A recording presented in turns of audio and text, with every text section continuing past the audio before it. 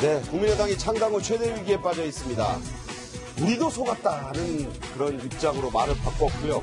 갤럽이 내놓은 지지율 조사에서 당이 세워진 이래 가장 낮은 수준으로 지지율이 폭락하는 그런 지경에까지 이르렀다. 자, 바로 이 주제입니다. 네, 이른바 문준용 제보 조작 사건이 국민의당을 창당 후에 최대 위기로 몰아넣고 있습니다. 네, 안철수 전 대선 후보가 조작 혐의로 구속된 이유미 씨로부터 문자 메시지를 받은 게 최대 화제로 떠오르고 있는데요. 자, 이런 내용이었습니다. 네, 바로 검찰 소환을 앞두고 이유미 씨가 안철수 전 대표에게 문자 메시지를 보냈습니다. 바로 지난달 25일 제발 고소 취하를 부탁드린다. 이 일로 구속당한다고 하니 너무 두렵다. 이렇게 문자 메시지를 보낸 겁니다. 네, 당사자인 안철수 전 후보 문자를 확인한 것은 맞다. 이렇게 인정을 했습니다. 하지만 무슨 뜻인지 이해하지 못했고 단문도 보내지 않았다. 김관영 의원을 통해서 이런 입장을 밝혔어요. 저는 저 말이 좀 이해가 안 되는 게 확인했다는 거 분명하고 본인이 시인한 거 아닙니까? 네. 그렇다고 하면 이해가 안 됐다.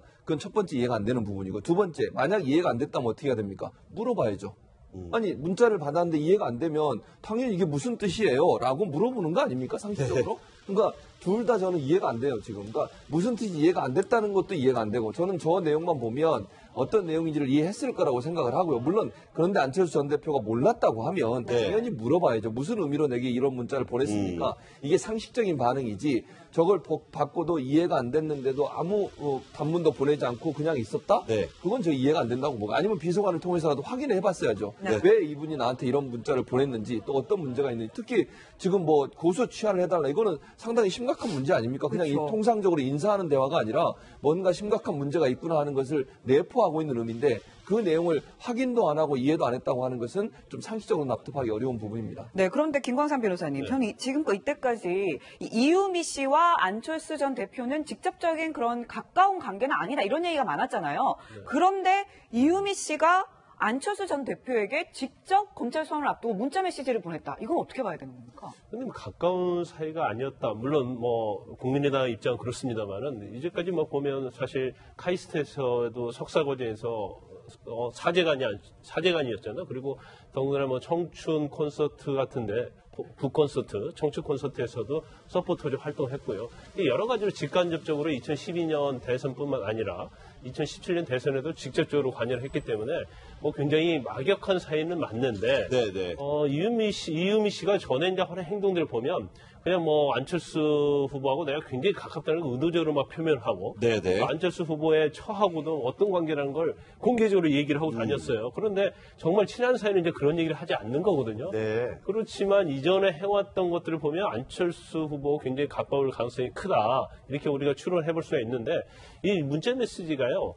지금 내용을 보면 제발 고소 취하를 부탁드린다. 2일로 구속당한다고 하니까 너무 두렵다 이 얘기를 했잖아요. 네. 그럼 본인이 구속당한다는 걸 어떻게 알았을까요? 근데 아마 제가 볼 때는 이용주 의원, 그러니까 공명선거 대책위원장이죠. 그렇죠. 추진단장, 국민선거 추진단장하고 이미 이 얘기를 했었고, 이용주 의원이, 이렇게 조작이 됐다고 한다면 적어도 징역 3년 이상 갈 것이란 말을 미리 해줬단 말이에요. 네네. 그러니까 본인 자체가 검찰에 불려가면 이제 구속당한다는 걸 알고, 안철수 전 후보한테 SOS를 친 거예요. 나를 좀 도와달라. 예. 그래서 본인 입장에서는 이제 고소 취하 의미도 좀 모르겠어요. 왜냐하면 고소 취하를 부탁드린다는 것은 취하를 할 수 있는 사람의 어떤 권한이 안철수 전 후보라는 생각에서 취하해달라는 거 아니겠습니까? 네. 그러면 국민의당에서 고소 취하를 하게 되면 결국 민주당에서도 거기에 대해서 별로 그렇게 공격하지 않을 것이라 그런 의미인지 네네. 약간의 이게 문자 자체는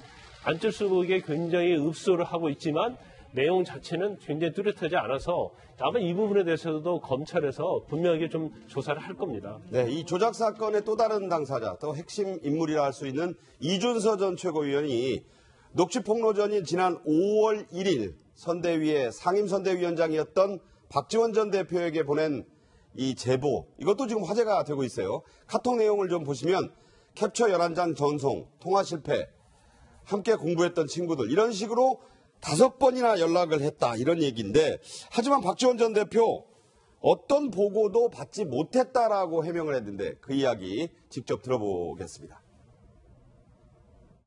저도 그런 충격적 내용을 보고 깜짝 놀랐습니다. 2, 3일 전에 당직자로부터 이러한 일이 있다라는 보고를 받았습니다. 저에게는 전혀 보고한 사실이 없고 그 내용도 몰랐습니다. 그래서 저는 지금까지 검찰 조사가 진행 중에 있지만은 최소한 보고나 내용을 받지 않았다 하는 것은 분명히 밝힙니다. 저는 안철수 후보도 보고를 받지 않았을 것이다 이렇게 확신하고 있습니다.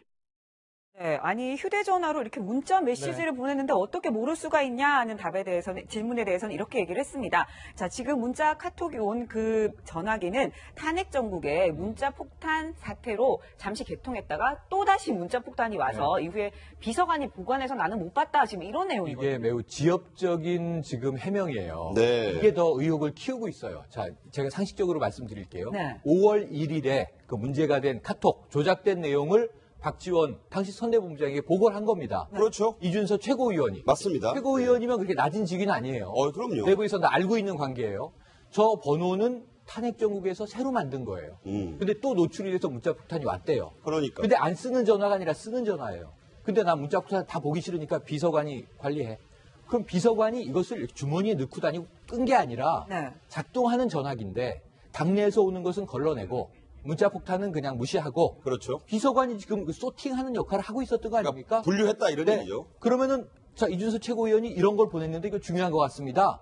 그럼 비서관이 보고하라고 비서관이지 비서관이 보관하는 관리인이 아니잖아요. 네. 그러니까 비서가 아니 이건 이해가 돼요. 비서에게 맡겼다. 전화기 비서에게 맡기는 의원이 태반입니다. 그럼 비서가 보고 이 중요한 거는 잘 보고하는 비서가 일을 잘하는 비서고 네, 네. 중요한 보고를 누락했다. 혼나는 겁니다. 근데 문제는 5월 5일 날 이것을 국민의당이 당 차원에서 공표를 하잖아요. 그러니까 나흘 뒤에요. 나흘 뒤에. 예. 시간이 나흘이나 있어요. 5월 1일 못 봤을 수 있다고 전 인정이 돼요. 네. 5월 2일은요? 3일은요? 4일은요? 4일이나. 당일날 발표할 때까지 그럼 박지원 대표 몰랐다. 그럼 제2, 제3, 제4의 루트를 통해서도 공명선거 추진단에서 이런 발표를 합니다. 네. 이거 큰 폭탄 될 겁니다. 선거 직전에. 이걸 모르고 있으면 선거관리자가 아닌 거잖아요. 상임선대위원장인데. 네. 그러니까 폰을 못 봤다는 해명은 인정. 이건 매우 지엽적인 기피다. 이 폰에 이준서가 직접 보냈는데 나 직접 안 봤어요. 근데 그럼 나머지는 몰랐던 겁니까? 네. 어떤 겁니까? 여기에 대해서 종합적으로 말씀을 해주셔야 되는데 폰에 집착하는 걸 보면 박지원 전 대표도 뭔가 찔리는 게 많아 보인다라는 게 국민적인 의혹으로 전 여겨집니다. 그러니까 최영일 평론가 말씀은 이제 합리적인 의심을 하고 있어요. 네, 그렇죠. 그러니까 이제 많아 보인다. 예, 그러니까 이게 이제 큰 차원에서 보면 뭐 디테일하게 그 비서관이 보고를 했는지 안 했는지 이게 중요한 게 아니고 원내 제3당인 국민의당이 위기에 대처하는 모습이 이런 정도밖에 안 되느냐에 대한 실망이 있는 것이죠. 정말 네. 우왕좌왕 갈팡질팡하고 있습니다. 그다음에 책임 있는 그 박주선 그 비대위원장부터 이용주 의원까지 뭔가 정리하려고 얘기를 하고 나면 다음날 또 다른 문제가 불거지는.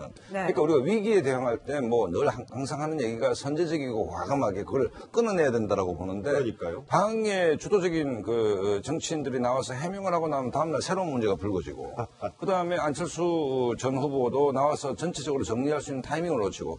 그렇다고 본다면 정말 그 공당으로서 위기 관리는 게 이것밖에 안 되느냐에 대한 실망들이 있는 것이고 정말 이 문제는 국민의당이 갖고 있는 그 민낯을 좀 적나라하게 보여주면서 정말 당의 그 어떤 존립 자체가 뿌리째 좀 흔들리는 상황이다 이렇게. 예. 자, 네, 이 상황에서 네. 또 나오는 게 또 바이버라는 게. 네, 최 교수님. 예. 저는 이 앱을 쓰지 않아요. 네. 그런데 좀 더 의혹을 키우는 것이 바로 이 이주선 저 최고위원이 이준서 저 최고위원이 보낸 이게 문자 메시지가 바이버를 통해서 보냈다. 이런 얘기가 나오는데 바이버가 어떤 문제가 있는 거죠? 스마트폰 앱도 깔아놓긴 했는데 저는 별로 사용은 않습니다만 이게 이스라엘이 만든 거라고 네, 해요. 이스라엘에서 만들어진 스마트폰 앱이고요. 이게 네. 위치 추적이나 이런 걸 안 되게 돼 있고요. 그다음에 복구가 어려워요. 지워버리면. 아, 그래요? 그러니까, 예, 그럼 흔적을 찾을 수 없는 흔적을 찾기가 힘들죠. 네. 물론 고도의 무슨 기술자가 아닌 이상은 네. 흔적을 찾기가 힘들어서 대체적으로 많은 사람들이 보안상 필요해서 또 남에게 노출되지 않을 목적으로 사용하는 애플리케이션이고요. 그래서 아마 국민의당에서 아마 그러니까 자당의 여러 사람들, 필요한 사람들만 정보를 교환하고 이게 노출되기를 꺼리는 그런 내용들을 아마 바이버를 통해서 보내는 가능성이 있고 그래서 바이버를 통해서 보냈다고 하는 것도 어찌 보면 그 여러 가지 좀 숨기려고 하는 의도가 있었지 않느냐는 의도를 갖고 있고요. 또 네네. 하나만 더 얘기하면 네. 유병헌 전 회장 아시죠? 그러니까요. 네네. 세모그룹에 세모그룹. 그분도 이걸 썼어요. 세월호 참사의 세월호 참사의 예, 장본인 중에 하나죠. 그분도 바이버를 썼어요? 그랬었죠. 그러니까 자기가 노출되지 않고 자기가 다른 사람과 메시지 전할 때 그게 드러나지 않게 하기 위해서 이런 바이버라고 하는 애플리케이션을 썼었죠. 네. 자, 이런 와중에 추미애 민주당 대표와 박주선 국민의당 비대위원장이 언쟁을 심하게 벌이고 있는데요. 직접 들어보겠습니다. 발표는 결국 박지원 상임 선대위원장으로 향하는 의혹의 시선을 차단하겠다는 의도가 너무 뻔했습니다. 안철수 후보와 박지원 상임 선대위원장 두 분의 침묵은 짧으면 짧을수록 좋을 것입니다. 검찰의 엄정한 수사와 함께 두 분의 책임 있는 입장 표명을 기다리겠습니다. 추미애 대표는 국민의당 지도부와 대변인단이 총동원되어 조직적으로 개입한 것이라고 주장을 했습니다. 검찰에게 수사 가이드라인을 제시한 것이나 다름이 없습니다.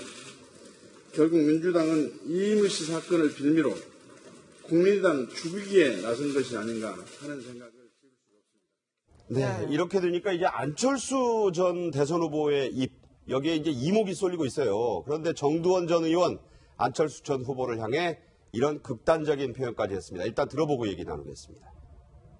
사과야 뭐 당연한 거고. 근데 저는 이제 어차피 안철수 전 대표는 재기가 어렵다고 보고 있거든요. 이런 일이 없더라도. 근데 이런 일이 생겼기 때문에 치명적으로 이제 사실 죄송하지만 종친 겁니다. 어떤 내용의 사과를 하더라도 하여간 저거는 다시는 이제 기회가 없다고 생각해요. 그분한테. 네, 지금 안철수 전 대표 종쳤다 이런 극단적인 표현까지 썼는데 네. 어쨌든 지금 모든 관심은 안철수 전 대표가 이 제보 조작 사건을 알고 있었냐 몰랐냐 관련이 돼 있냐 아니냐 바로 이 부분 아니겠습니까? 그렇죠. 이제 어떻게 보면 공당으로서 어떤 이런 검증을 과연 소홀히 할 수 있느냐. 더구나 선거 당시에 가장 큰 이슈가 되어 있었고 어떻게 보면 국민의 입장에서 이 한 방으로 선거를 뒤집을 수 있다 이런 판단을 했다고 한다면 대표나 후보가 몰랐을 리가 없다. 이제 그런 취지죠. 그래서 네. 추미애 대표의 어떤 이런 발언 자체가 사실은 뭐 제가 볼 때는 그렇게 뭐 너무 오버한 것이다 이렇게 볼 수는 없을 것 같아요. 그리고 일단 더불어민주당에서는 가장 초점을 이제 안철수 전 후보하고 그다음에 박지원 전 대표에 대해서 입장을 빨리 밝혀달라는 거 아니겠습니까? 근데 그리고 빠르면 빠를수록 좋다. 그러니까 침묵이 짧을수록 좋다는 얘기를 취지를 하고 있는데 그 말은 저는 맞다고 봐요. 그래서 정말 조직적으로 한 것이 아니다고 한다면 또 조직적으로 했다고 한다면 당연히 뭐 국민의당이 존폐의 위기에서 빠져나오기 쉽지 않겠죠. 하지만 본인들 입장에서는 조직적으로 한 것이 아니다고 하기 때문에 오히려 제가 볼 때는 일단 처음에 이 사건이 터졌을 때 어떤 사과를 하면서 만약에 우리 당에서 조직적으로 했다고 하면 뭐 정계를 은퇴하겠다 이런 식으로 명백하게 밝혔으면 오히려 굉장히 시간적으로도 타이밍이 좋았다고 봅니다. 그런데 일단 타이밍을 한번 놓쳤다고 보고요. 근데 정두원 의원이 아까 얘기한 것처럼 종쳤다는 얘기를 했는데 굉장히 극단적인 발언이긴 해요. 그렇지만 이 부분도 사실은 국민의당에서 세게 들으면서 향후의 대책에 대해서는 국민의 어떤 눈높이 시각에서 입장을 발표하는 것이 적합하다 이렇게 봅니다. 자, 이 얘기를 마무리하면서요. 갤럽 여론조사 매주 나오는데 국민의당 5% 제일 밑에 있어요. 5%까지 떨어졌습니다. 어떻게 봐야 됩니까? 그러니까 뭐 종이 쳤는지 안 쳤는지는 모르겠는데 국민의당이 이제 뿌리는 호남이고 그다음에 가지와 잎사귀는 이른바 새로운 정치로 표현되는 수도권 아닙니까? 근데 이제 뿌리도 지금 흔들리고 있는 것이고 새로운 정치가 정치 공작으로 치환돼 버렸기 때문에 당이라는 것이 집권을 위해서 이렇게 생각이 같은 사람들이 모였는데 그 생각과 비전이라는 것이 안철수의 새로운 정치였는데 안철수의 새로운 정치가 정치 공작이냐. 그렇게 됐을 때는 당연히 전립 기반이 근제에서부터 뭐 흔들리고 있는 것이죠. 그렇기 때문에 어쨌든 국민의당은 창당 이후 뭐 총선에서 일약 호남 일당, 제3당으로 도약을 했지만 안 좋은 일이 몰아서 온다고 지금 최대의 위기에 봉착한 게 아닌가 이런 생각이 듭니다. 네. 화불다랭이란 말이 생각나는 그런 국면인데 과연 어떻게 이 국면이 국민의당을 옥죄일지 좀 지켜보네. 뭐 굉장히 막역한 사이는 맞는데 이유미 씨가 전에 이제 하는 행동들을 보면 그냥 뭐 안철수 후보하고 내가 굉장히 가깝다는 걸 의도적으로 막 표현하고 네네. 안철수 후보의 처하고도 어떤 관계라는 걸 공개적으로 얘기를 하고 다녔어요. 그런데 정말 친한 사이는 이제 그런 얘기를 하지 않는 거거든요. 네. 그렇지만 이전에 해왔던 것들을 보면 안철수 후보 굉장히 가까울 가능성이 크다. 이렇게 우리가 추론해 볼 수가 있는데 이 문자 메시지가요. 지금 내용을 보면 제발 고소 취하를 부탁드린다. 2일로 구속당한다고 하니까 너무 두렵다 이 얘기를 했잖아요. 네. 그럼 본인이 구속당한다는 걸 어떻게 알았을까요? 근데 아마 제가 볼 때는 이용주 의원, 그러니까 공명선거 대책위원장이죠. 그렇죠. 추진단장, 국민선거 추진단장하고 이미 이 얘기를 했었고, 이용주 의원이, 이렇게 조작이 됐다고 한다면 적어도 징역 3년 이상 갈 것이란 말을 미리 해줬단 말이에요. 네네. 그러니까 본인 자체가 검찰에 불려가면 이제 구속당한다는 걸 알고, 안철수 전 후보한테 SOS를 친 거예요. 나를 좀 도와달라. 예. 그래서 본인 입장에서는 이제 고소 취하 의미도 좀 모르겠어요. 왜냐면 고소 취하를 부탁드린다는 것은 취하를 할 수 있는 사람의 어떤 권한이 안철수 전 후보라는 생각에서 취하해달라는 거 아니겠습니까? 네. 그러면 국민의당에서 고소 취하를 하게 되면 결국 민주당에서 둘 다 저는 이해가 안 돼요, 지금. 그러니까 무슨 뜻이 이해가 안 됐다는 것도 이해가 안 되고, 저는 저 내용만 보면 어떤 내용인지를 이해했을 거라고 생각을 하고요. 물론 그런데 안철수 전 대표가 몰랐다고 하면 당연히 물어봐야죠. 무슨 의미로 내게 이런 문자를 보냈습니까? 이게 상식적인 반응이지 저걸 받고도 이해가 안 됐는데도 아무 단문도 보내지 않고 그냥 있었다? 네. 그건 저 이해가 안 된다고 보고, 아니면 비서관을 통해서라도 확인을 해봤어야죠. 네. 왜 이분이 나한테 이런 문자를 보냈는지, 또 어떤 문제가 있는지, 특히 지금 뭐 고소 취하를 해달라, 이거는 상당히 심각한 문제 아닙니까? 그냥 그렇죠. 이 통상적으로 인사하는 대화가 아니라 뭔가 심각한 문제가 있구나 하는 것을 내포하고 있는 의미인데, 그 내용을 확인도 안 하고 이해도 안 했다고 하는 것은 좀 상식적으로 납득하기 어려운 부분입니다. 네, 그런데 김광삼 변호사님, 저는 지금껏 이때까지 이유미 씨와 안철수 전 대표는 직접적인 그런 가까운 관계는 아니다, 이런 얘기가 많았잖아요. 그런데 이유미 씨가 안철수 전 대표에게 직접 검찰 소환을 앞두고 문자 메시지를 보냈다. 이건 어떻게 봐야 되는 겁니까? 근데 뭐 가까운 사이가 아니었다. 물론 뭐 국민의당 입장은 그렇습니다만은 이제까지 뭐 보면 사실 카이스트에서도 석사 과정에서 사제관이었잖아요. 그리고 더군다나 뭐 청춘 콘서트 같은데 북콘서트, 청춘 콘서트에서도 서포터즈 활동했고요. 여러 가지로 직간접적으로 2012년 대선뿐만 아니라 2017년 대선에도 직접적으로 관여를 했기 때문에. 그럴 수가 있냐 하는 질문에 대해서는 이렇게 얘기를 했습니다. 자, 지금 문자 카톡이 온 그 전화기는 탄핵 정국의 문자 폭탄 사태로 잠시 개통했다가 또다시 문자 폭탄이 와서 이후에 비서관이 보관해서 나는 못 봤다. 지금 이런 내용이거든요. 이게 매우 지엽적인 지금 해명이에요. 네. 이게 더 의혹을 키우고 있어요. 자, 제가 상식적으로 말씀드릴게요. 네. 5월 1일에 그 문제가 된 카톡, 조작된 내용을 박지원 당시 선대본부장에게 보고를 한 겁니다. 그렇죠. 이준서 최고위원이. 맞습니다. 최고위원이면 그렇게 낮은 직위는 아니에요. 그럼요. 내부에서 다 알고 있는 관계예요. 저 번호는 탄핵 정국에서 새로 만든 거예요. 근데 또 노출이 돼서 문자 폭탄이 왔대요. 그러니까. 근데 안 쓰는 전화가 아니라 쓰는 전화예요. 근데 나 문자 폭탄 다 보기 싫으니까 비서관이 관리해. 그럼 비서관이 이것을 주머니에 넣고 다니고 끈 게 아니라 네. 작동하는 전화기인데 당내에서 오는 것은 걸러내고 문자 폭탄은 그냥 무시하고 그렇죠. 비서관이 지금 그 소팅하는 역할을 하고 있었던 거 아닙니까? 분류했다 이런 네. 얘기죠. 그러면은 자 이준석 최고위원이 이런 걸 보냈는데 이거 중요한 것 같습니다. 그럼 비서관이 보고하라고 비서관이지 비서관이 보관하는 관리인이 아니잖아요. 네. 그러니까 비서가 아니 이건 이해가 돼요. 비서에게 맡겼다. 전화기 비서에게 맡기는 의원이 태반입니다. 그럼 비서가 보고 이 중요한 거는 잘 보고하는 비서가 일을 잘하는 비서고 네. 중요한 보고를 누락했다. 혼나는 겁니다. 네, 국민의당이 창당 후 최대 위기에 빠져 있습니다. 우리도 속았다는 그런 입장으로 말을 바꿨고요. 갤럽이 내놓은 지지율 조사에서 당이 세워진 이래 가장 낮은 수준으로 지지율이 폭락하는 그런 지경에까지 이르렀다. 자, 바로 이 주제입니다. 네, 이른바 문준용 제보 조작 사건이 국민의당을 창당 후에 최대 위기로 몰아넣고 있습니다. 네, 안철수 전 대선 후보가 조작 혐의로 구속된 이유미 씨로부터 문자 메시지를 받은 게 최대 화제로 떠오르고 있는데요. 자, 이런 내용이었습니다. 네, 바로 검찰 소환을 앞두고 이유미 씨가 안철수 전 대표에게 문자 메시지를 보냈습니다. 바로 지난달 25일 제발 고소 취하를 부탁드린다. 이 일로 구속당한다고 하니 너무 두렵다. 이렇게 문자 메시지를 보낸 겁니다. 네, 당사자인 안철수 전 후보 문자를 확인한 것은 맞다. 이렇게 인정을 했습니다. 하지만 무슨 뜻인지 이해하지 못했고 단문도 보내지 않았다. 김관영 의원을 통해서 이런 입장을 밝혔어요. 저는 저 말이 좀 이해가 안 되는 게 확인했다는 거 분명하게 본인이 시인한 거 아닙니까? 네. 그렇다고 하면 이해가 안 됐다. 그건 첫 번째 이해가 안 되는 부분이고 두 번째 만약 이해가 안 됐다면 어떻게 해야 됩니까? 물어봐야죠.